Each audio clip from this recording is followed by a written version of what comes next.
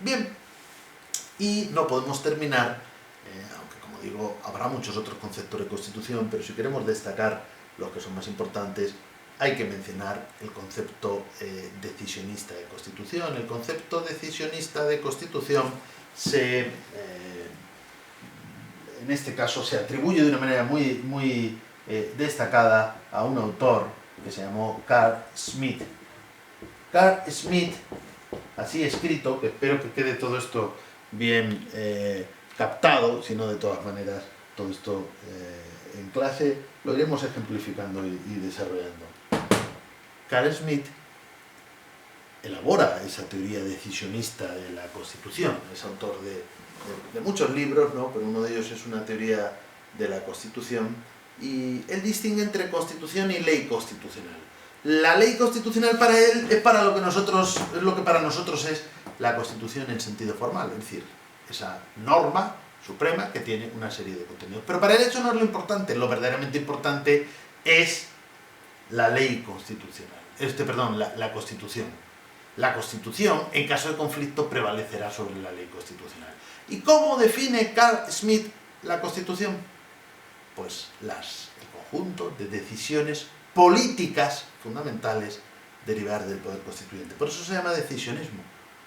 Lo verdaderamente importante son unas decisiones determinadas. Estas decisiones, él las analiza en la Constitución de Weimar, por cierto, Constitución de Weimar de 1919, y él analiza ese sistema y señala lo que él considera decisiones políticas fundamentales. Lo que él ha hablado de un Estado liberal burgués, de derecho, que reconoce determinados derechos y libertades, ¿no?, dentro de esta Constitución de Weimar.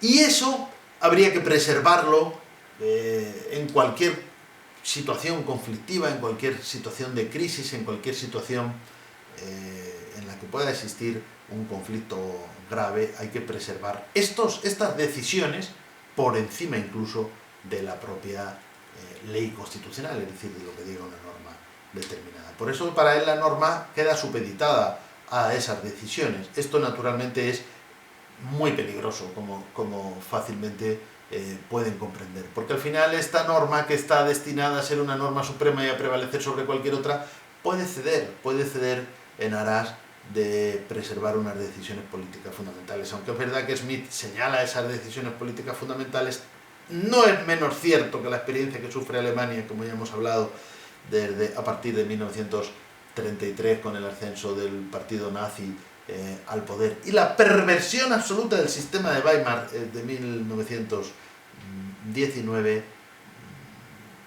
esa situación podría encontrar cierta justificación en las doctrinas de Schmitt. Por eso ha sido muy criticado luego este autor, porque en definitiva lo que ahí sucede es que la Constitución de Weimar se ignora y se somete basándose en lo que son las decisiones políticas que se adoptaron a partir de ese momento. Es verdad que esas decisiones políticas no coincidían con aquellas que había dicho Schmitt, pero en definitiva lo que se produce es eso, una subordinación del texto constitucional a unas decisiones políticas que se adoptan en un momento determinado. Por eso, como se puede apuntar, existe es un concepto este concepto decisionista, que nos plantea muchos riesgos.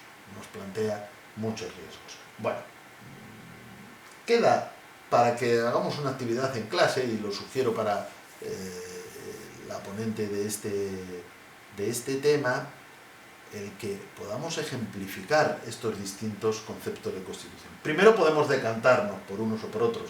Yo no quiero adelantar este debate, pero bueno, de mi exposición puede quedar bastante claro que me estoy inclinando por un lado por el concepto formal y por otro por el concepto material garantista.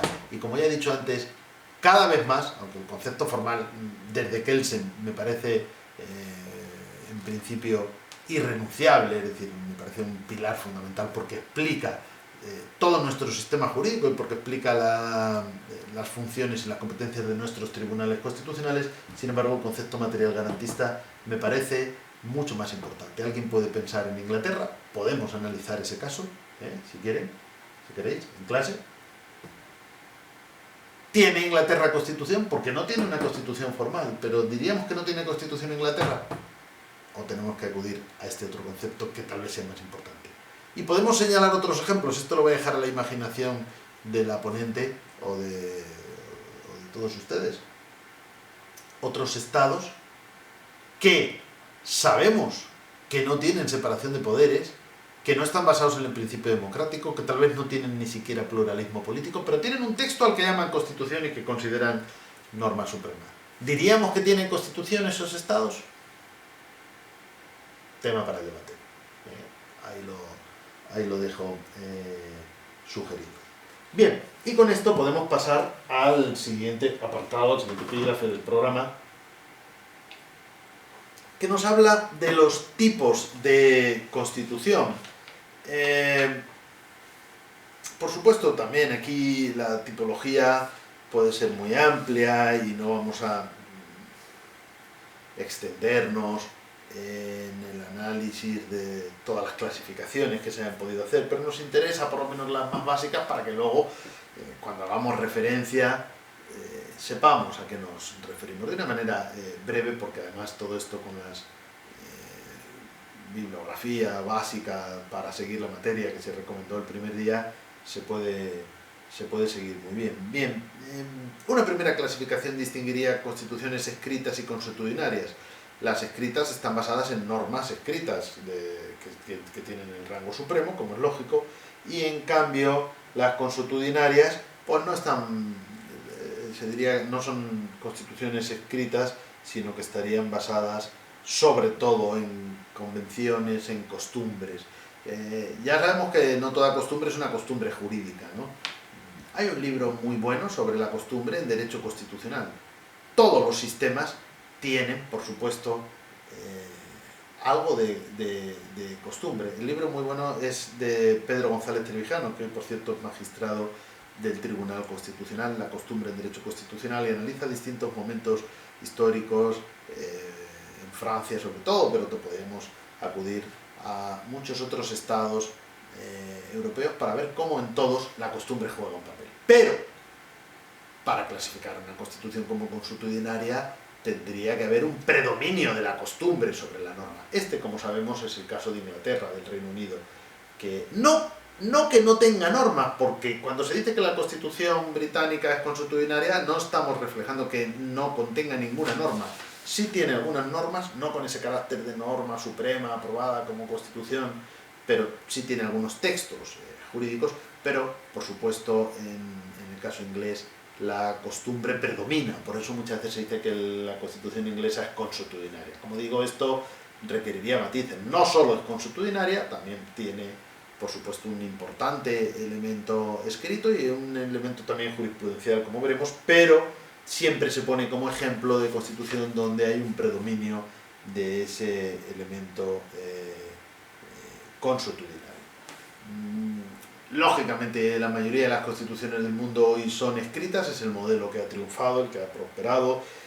Tiene obvias ventajas, ¿no? Da mayor seguridad jurídica,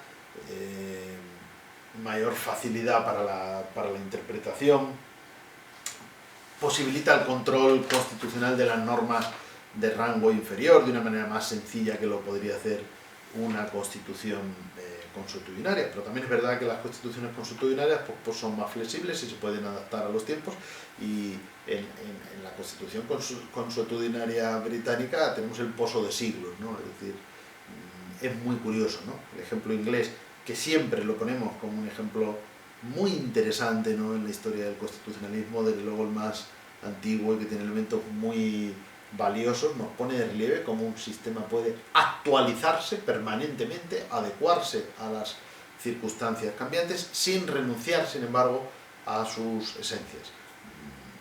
El Reino Unido hoy, en términos constitucionales, pues es un estado que absolutamente equiparable, por supuesto, a cualquier otro estado occidental en materia de derechos, de garantías, de separación de poderes, ¿no? No en vano, como veremos, el texto de Montesquieu sobre la separación de poderes ya se inspiraba en la Constitución de Inglaterra, y por lo tanto, bueno, pues ahí se pone de relieve también las ventajas de las costumbres. Bien, eso sería el primer criterio de clasificación, que es muy conocido. El segundo tampoco lo es menos, porque nos distingue constituciones rígidas y constituciones flexibles, y esto tiene que ver con la reforma. Las constituciones flexibles podrían reformarse como cualquier ley, se basarían en el principio de la mayoría, mientras que las constituciones rígidas tienen algún procedimiento especial de reforma diferente al de otras leyes.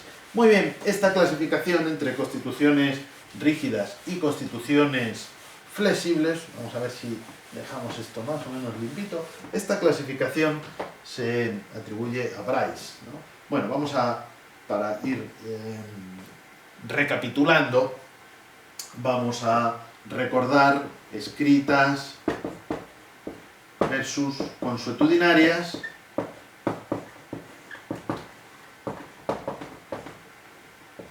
flexibles versus rígidas. Y esta, como digo, se debe a un autor que se llama Bryce. Bien, las flexibles se reforman como cualquier ley, las rígidas tienen un procedimiento especial. ¿En qué consiste esa especialidad? Básicamente tenemos tres elementos fundamentales para la rigidez constitucional. Primero, establecer mayorías cualificadas, no que se apruebe por mayoría simple, sino por algún tipo de mayoría especial. Puede ser absoluta, puede ser 3/5, puede ser 2/3. En España, como